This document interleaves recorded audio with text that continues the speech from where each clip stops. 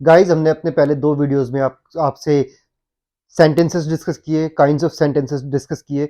In this very video we are starting with tenses. We'll discuss all the tenses. हम सभी tenses के बारे में बात करेंगे.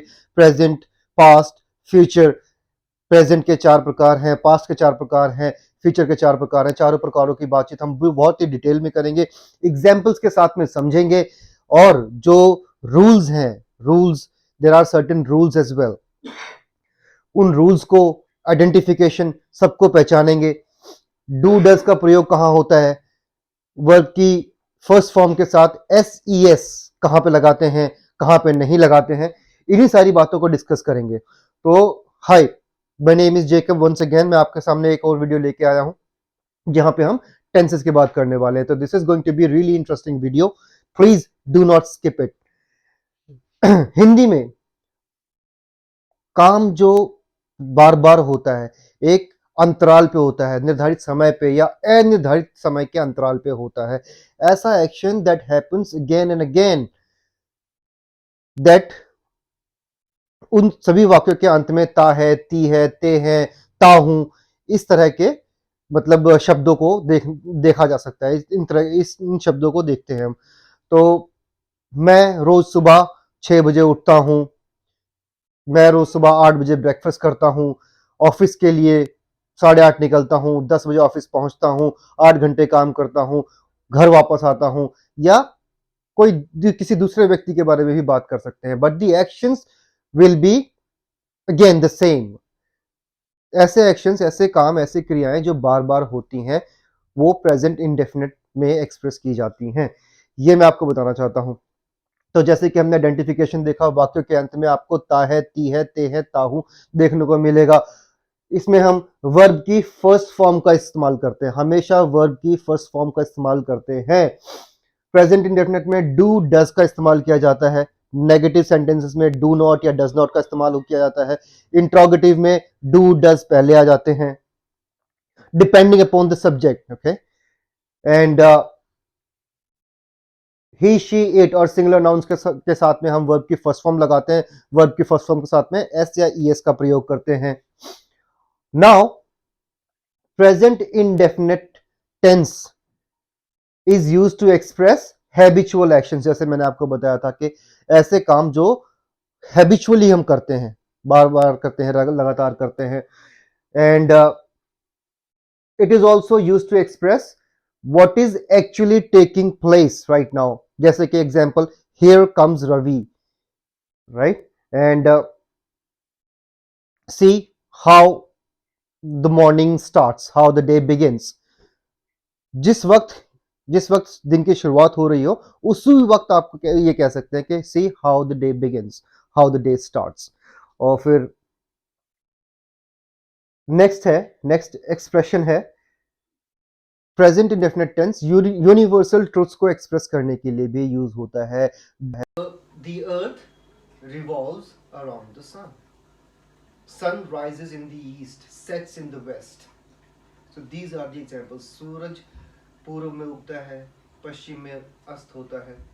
तो these are universal truths. इसी के बारे में बात करेंगे.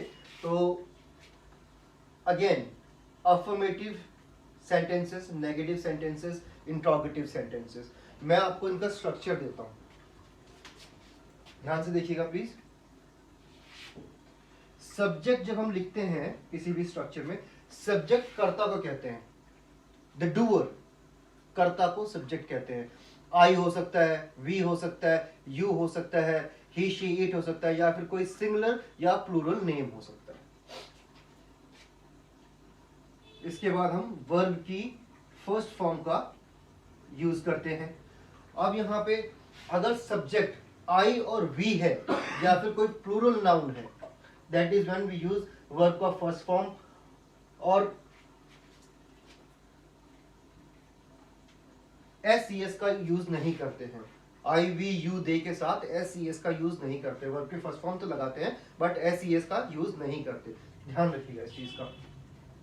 और ही, शी, इट, जहां पर भी सब्जेक्ट ही, शी, इट या कोई सिंगुलर नाउन हो जाएगा, वहां पर जैसे रवि है, श्याम है, मोहन है, कविता है, सविता है, लिली है, कोई भी सिंगुलर नाउन थर्ड पर्सन होगा तो वहां पे वर्ब की फर्स्ट फॉर्म प्लस एस या ईएस का यूज करते हैं। ठीक है, एस या e s. Where is the eraser, duster.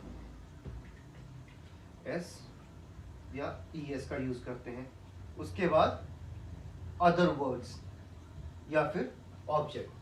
So this is, you can call it a formula or a structure, whatever you feel like calling it, it's up to you। जो भी आप कहना चाहें इसे अपने आप कह सकते हैं। अब हम नेगेटिव की बात करेंगे। Subject again the doer plus verb का first form. Okay, I am so sorry, my mistake here. Subject plus do या डज नॉट, डू या डज नॉट, वर्ब की फर्स्ट फॉर्म आ जाती है। और क्योंकि यहाँ पे डू या डज यूज हो रहा है तो ये एक्सेप्शन है, this is an exception, it's sort of a rule. जिस भी सेंटेंस में डू या डज का इस्तेमाल कर रहे हैं हम, वहां पे हम वर्ब की फर्स्ट फॉर्म ही लगाएंगे, एस या ईएस का यूज नहीं करेंगे। प्लस अदर वर्ड्स हो गया। इंट्रोगेटिव, यहाँ पे हम डू और डज पहले ले आते हैं स्टार्टिंग में, सेंटेंस की स्टार्ट में डू या डज का यूज करेंगे। डू या डज हो गया। अब इसके बाद में हमारा कर्ता आएगा, which is the subject.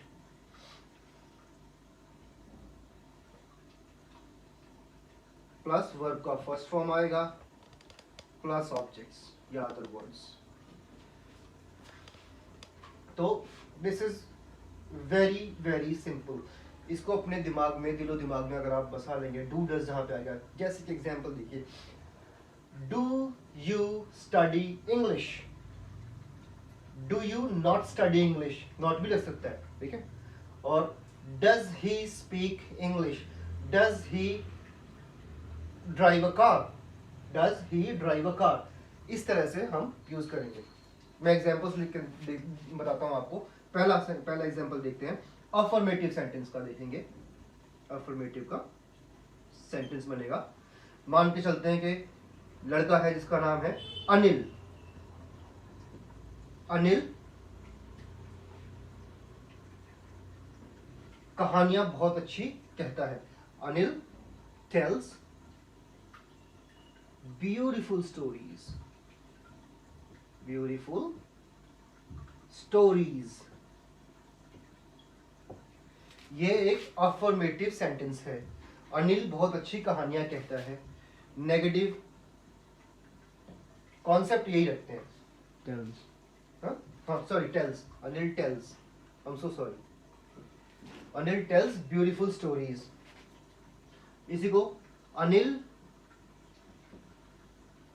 Doesn't, क्योंकि अनिल थर्ड पर्सन है, सिंगुलर नाउन है, तो डज का इस्तेमाल करते हैं। डज, ही डज नॉट या डजंट टेल स्टोरीज, वो कहानियां नहीं सुनाता। इंट्रोगेटिव कॉन्सेप्ट वही रखेंगे हम। डज अनिल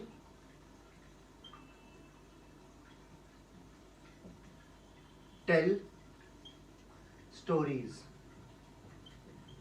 अब इसमें आप देखिए ये हमारा do does which can be called a helping verb, इसे हम हेल्पिंग वर्ब कह सकते हैं।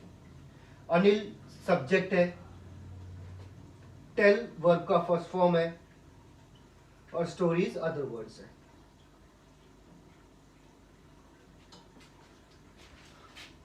सो एवरीथिंग रिटन हियर, सब्जेक्ट हो गया, हेल्पिंग वर्ब हो गया, वर्ब हो गया, मेन वर्ब हो गया, अदर वर्ड्स हो गए। इसी तरीके से हम सारे सेंटेंसेस को बनाते हैं, सारे सेंटेंसेस को फ्रेम करते हैं।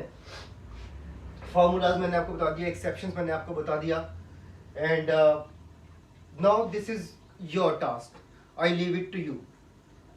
I want you to write at least one sentence in the comment section and if again the same thing, we are open for feedback, and we love to hear from you. Leave us your questions, your comments, and everything. Was this helpful? If there's anything that needs to be worked at, if if there's anything that can be improved, we would love to do that for you. We are almost done here. We're done with present indefinite tense. इस present indefinite को हम simple भी कहते हैं, simple, present simple. Present indefinite या present simple कहते हैं. अगले वीडियो में हम कंटिन्यूअस की बात करेंगे, उसके बाद परफेक्ट की बात करेंगे और फिर परफेक्ट कंटिन्यूअस की बात करेंगे. जिस तरह से मैंने ये सारे के सारे रूल्स लिखे हैं, पहचान बताई है जिसे आइडेंटिफिकेशन कहते हैं, ऐसे ही अपने बाकी वीडियोस के अंदर भी हम पहचान भी बताएंगे, रूल्स भी लिखेंगे, सब कुछ करेंगे. I hope this was helpful and you will definitely benefit from these videos. And as I said, we love to hear from you. And homework. Okay, as I said, yes, this is your homework sort of a thing. Write at least minimum one sentence, and if you want to write more, feel free, go ahead. And all done here. And again, the same thing, please do subscribe to the channel, hit the bell icon, and don't forget to give us a thumbs up. Thank you, bye.